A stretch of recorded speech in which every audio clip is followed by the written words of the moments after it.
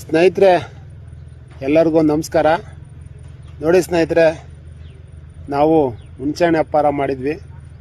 ಸುಮಾರು ವಿಡಿಯೋಗಳನ್ನು ಮಾಡುವುದಕ್ಕೆ ಮತ್ತು ನ್ಯೂಸ್ಗಳನ್ನು ನಿಮಗೆ ಕೊಡುವುದಕ್ಕೆ ಸಾಧ್ಯ ಆಗ್ತಾಯಿಲ್ಲ.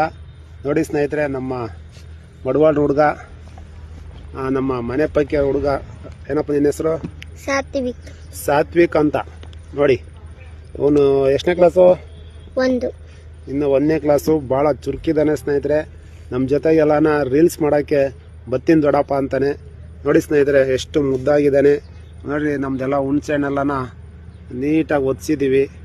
ಗೊಳ್ಳೆ ತೆಗೆದು ಬಡ್ದು ಎಲ್ಲ ಕ್ಲೀನ್ ಮಾಡ್ತೀವಿ. ನಮ್ಮ ಹುಡುಗ ಸಪೋರ್ಟ್ ಮಾಡ್ತಾರೆ ನಮಗೆ. ದೊಡ್ಡಪ್ಪ, ನಾನು ಸಹ ರೀಲ್ಸ್ ಮಾಡಬೇಕು, ಚೆನ್ನಾಗಿ ಓದಬೇಕು, ಒಳ್ಳೆ ಕೆಲಸ ತಗೋಬೇಕು. ಏನು ಅಂದರೆ ನೀವು ಕಷ್ಟಪಡ್ತಾ ಇರೋದನ್ನು ನೋಡಿದರೆ ನಮಗೂ ಸ್ವಲ್ಪ ಸಂಕಟ ಆಗುತ್ತೆ. ನೀವು ನಿಮ್ಮ ಅಪ್ಪ ನಿಮ್ಮ ಅಮ್ಮ ನಿಮ್ಮನ್ನು ಓದಿಸ್ಲಿಲ್ವೇ ದೊಡ್ಡಪ್ಪ ಅಂತ ಕೇಳಿರು. ನನಗೆ ಅವಾಗ ಒಂದು ಸ್ವಲ್ಪ ಬೇಜಾರಾಯ್ತು. ಯಾಕೆಂದರೆ ನಿಜವಾಗ್ಲೂ ನಾನು ಹೇಳ್ತೀನಿ ಕೇಳ್ರಿ, ನಮ್ಮಪ್ಪ ಭಾಳ ಆಸಕ್ತಿಯಿಂದ ನನ್ನ ಕಾಲು ಬೇರೆ ಮುರಿದಿತ್ತು. ನೀವು ಕುಂಟ ಓದು ಅಂಬೋದು. ನಾವೇ ಅದನ್ನು ತಲೆಗೆ ಹಚ್ಕೊಂಬಿಲ್ಲ, ಓದೋಕ್ಕಾಗಲಿಲ್ಲ. SLC ಎಕ್ಸಾಮ್ ಬರೆದು ನಾವು ಗಾರೆ ಕೆಲಸಕ್ಕೆ ಹೋದೆ ಸ್ನೇಹಿತರೆ. ಅವಾಗ 20 ರೂಪಾಯಿ ಕೊಡ್ತಿದ್ರು. 20 ರೂಪಾಯಿಂದ ನಾನು ಗಾರೆ ಕೆಲಸ ಮಾಡ್ಕೊಂಡು ಗಂಡಳ ಕೆಲಸ ಮಾಡ್ಕೊಂಡು ಮಣ್ಣು ಇಟ್ಕೆ ಸಿಮೆಂಟ್ ಕೊಟ್ಕೊಂಡು ಏನೋ ಒಂದು ಟ್ಯಾಲೆಂಟ್ನಿಂದನ ಒಂದು ಗಾರೆ ಕೆಲಸ ಕಲ್ತೀವಿ ಸ್ನೇಹಿತರೆ. ಗಾರೆ ಕೆಲಸದಿಂದ ಸ್ವಲ್ಪ ನಮಗೆ ನಮ್ಮ ಸಂಸಾರ ನಮ್ಮದು ಸ್ವಲ್ಪ ಸಾಕೋಕ್ಕೆ ಸ್ವಲ್ಪ ಅನುಕೂಲ ಆಯಿತು. ದಯವಿಟ್ಟು ಈಗ ಗಾರೆ ಕೆಲಸ ಮಾಡಬೇಕಂದ್ರೂ ಸಹ ಓದಬೇಕು. ಯಾಕಂದರೆ ಟೆಕ್ನಾಲಜಿ ಇಂಜಿನಿಯರ್ಗಳೆಲ್ಲನ ಇಂಗ್ಲೀಷ್ನಲ್ಲೇ ಕೊಡ್ತಾರೆ, ಯಾವುದು ಕನ್ನಡದಲ್ಲಿರಲ್ಲ. ಆದ ಕಾರಣ ನಾನು ಹೇಳೋದೆಲ್ಲ ಇಂಥ ಮಕ್ಕಳಿಗೆ ಚೆನ್ನಾಗಿ ಓದಬೇಕು. ವಿದ್ಯೆ ಒಂದಿದ್ದರೆ ನಾವೇನು ಬೇಕಾದ್ರೂ ಈ ಪ್ರಪಂಚದಲ್ಲಿ ಗಳಿಸ್ಬೋದು ಮತ್ತು ದುಡಿಬೋದು. ವಿದ್ಯೆ ಇಲ್ದೇ ನಾವೇನು ಮಾಡೋಕ್ಕಾಗಲ್ಲ. ಎಲ್ಲ ಇಲ್ಲಿ ಮೋಸ, ಎಲ್ಲ ವಂಚನೆ ಜಾಸ್ತಿ ನಡೀತಾ ಐತೆ ಸ್ನೇಹಿತರೆ. ನಮ್ಮಪ್ಪ ನಮ್ಮಮ್ಮ ನನ್ನನ್ನು ಓದಿಸಿದ್ರೆ ಇವತ್ತು ನಾವು ಓದಿದರೆ ಚೆನ್ನಾಗಿರ್ತಿದ್ವಿ.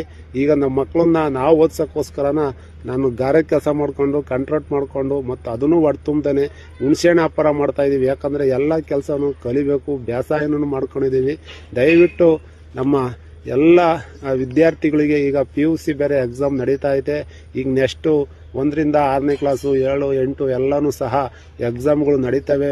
ಯಾರ್ಯಾರು ಹಾಸ್ಟ್ಲಾಗಿದ್ದೀರಾ ಮತ್ತು ಯಾರ್ಯಾರು ಗೌರ್ಮೆಂಟ್ ಸ್ಕೂಲು ಮತ್ತು ಕಾನ್ವೆಂಟು ಅಂತ ಓದ್ತಾ ಇದ್ದೀರಾ, ದಯವಿಟ್ಟು ನಾನು ಕೈ ಮುಗಿದು ಕೇಳ್ಕೊಳ್ಳೋದು ಇಷ್ಟೇ ಸ್ನೇಹಿತರೆ. ಮತ್ತು ನನ್ನ ವಿದ್ಯಾರ್ಥಿಗಳೇ, ಚೆನ್ನಾಗಿ ಓದಿ ನಿಮ್ಮ ತಂದೆ ತಾಯಿಗಳಿಗೆ, ನಿಮ್ಮ ಹುಟ್ಟು ಊರಿಗೆ ಮತ್ತು ನಿಮ್ಮ ತಾಲೂಕಿಗೆ, ನಿಮ್ಮ ಜಿಲ್ಲೆಗೆ ಒಂದು ಒಳ್ಳೆಯ ಹೆಸರು ತಗೊಂಬನ್ನಿ.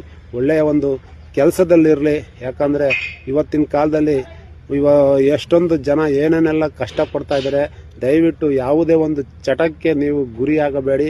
ಯಾಕಂದರೆ ನಾವು ಕಾಲೇಜ್ ಮೆಟ್ಲು ಹತ್ತಿದಾಗ ಬೀಡಿ, ಸಿಗರೇಟು, ಗುಟ್ಕಾ, ಎಣ್ಣೆ ಅಂತ ಹೋಗ್ತೀರಾ. ದಯವಿಟ್ಟು ಹುಡುಗಿಯರಿಂದ ಹೋಗ್ತೀರಾ.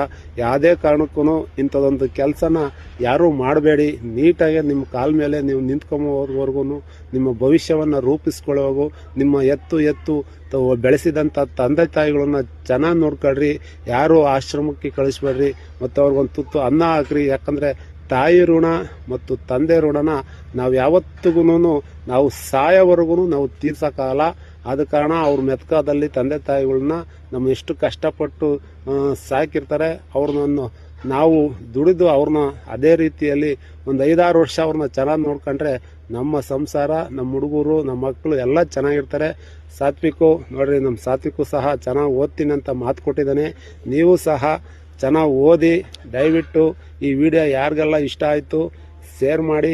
ನಿಮ್ಮ ಹುಡುಗ ಕೊಟರಾಜಣ್ಣ, ಹಂಗೆ ನನ್ನ ಫ್ರೆಂಡು, ನನ್ನ ಕುಚುಕು ಸ್ನೇಹಿತರಂಥ ಮಡುವಾಳ ಹುಡುಗ ಸಾತ್ವಿಕು